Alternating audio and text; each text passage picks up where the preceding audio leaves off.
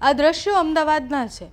અમદાવાદમાં જ્યારે આપણે મહિલા સુરક્ષાની વાત કરીએ એટલે આપણને પહેલાં યાદ આવે કે શી ટીમ છે આપણા માટે। આપણને કંઈ પણ તકલીફ થાય તો આપણે શી ટીમનો સંપર્ક કરી શકીએ છીએ। પછી આપણને યાદ આવે કે ગુજરાતમાં દારૂબંધી છે।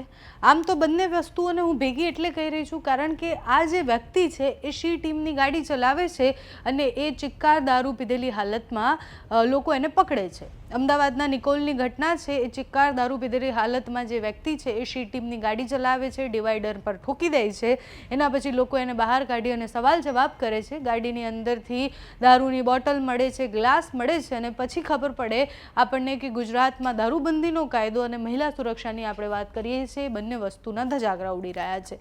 દારૂબંધીના ધજાગરાની વાત તો હવે ન કરીએ તો પણ ચાલે કારણ કે એને રોજ ધજાગરા ઉડતા આપણે જોઈએ છે।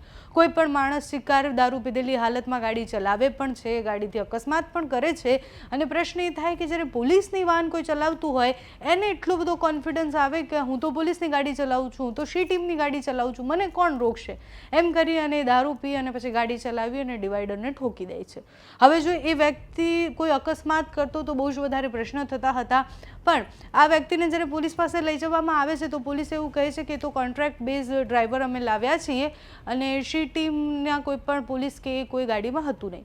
રાતની આ ઘટના છે, નિકોલની ઘટના છે। ત્યાં સ્થાનિક લોકો જેમ જ આ અકસ્માત થાય છે એ વ્યક્તિને બહાર કાઢે છે પણ પ્રશ્નો ભયાનક છે। આપણે જ્યારે કાયદા અને વ્યવસ્થાની વાત કરીએ છીએ, શી ટીમ કેમ બનાવવામાં આવી છે કે મહિલાઓને કોઈ સમસ્યા હોય તો એ સમસ્યાનું સીધું સમાધાન એ પોલીસ પાસે કોઈ વાત શેર કરવા માંગતી હોય એના માટે શી ટીમ છે અને શી ટીમના જે ડ્રાઈવર છે, જે ગાડી ચલાવવાવાળા ડ્રાઈવર છે એ દારૂ પીધેલી હાલતમાં જ્યારે ફરતા હોય ત્યારે આપણે કઈ સુરક્ષાની અને કયા કાયદાની વાત કરવાની।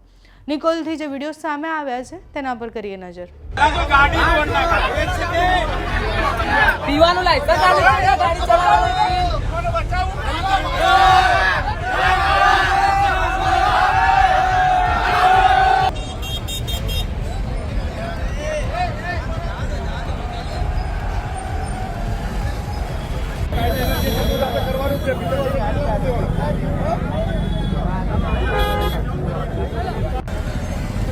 Ayo.